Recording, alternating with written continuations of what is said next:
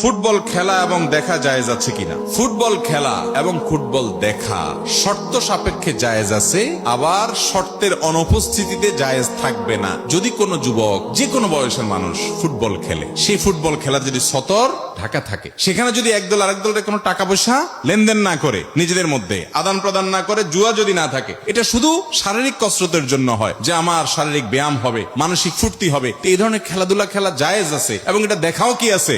কিন্তু টেলিভিশনে যে খেলা আপনি দেখেন, সেখানে শুধু খেলাও দেখেন না, আরো কিছু দেখেন, বরং খেলার চাইতে অখেলাই, এরপরে সেখানে আপনি সতর উন্মুক্ত করা হয়, সেটি দেখতে হয় আপনাকে, হারামের দিকে দৃষ্টিপাত করতে হয় আপনাকে, সেটা আপনার সালাত থেকে আপনার মনোযোগ নষ্ট করে দেয়। রাত 1টা বাজে, 12টা বাজে, দেশের লক্ষ লক্ষ হাজার হাজার যুবক জেগে থাকে, তার পছন্দ দল খেলবে রাত 1টা বাজে, 2টা বাজে, 3টা বাজে, অথচ এই যুবকই জীবনে কোনোদিন তাহাজ্জুদের জন্য একটি বারের জন্য ভোর রাতে অপেক্ষা করে নাই। কি জবাব হবে আল্লাহর কাছে? এত আবেগ তোমার বুকে, এত ভালোবাসা, ওই ইহুদি খ্রিস্টানের জন্য, তার খেলা দেখার জন্য এত ভালোবাসা দিলা, রাতভর জায়গায় বসে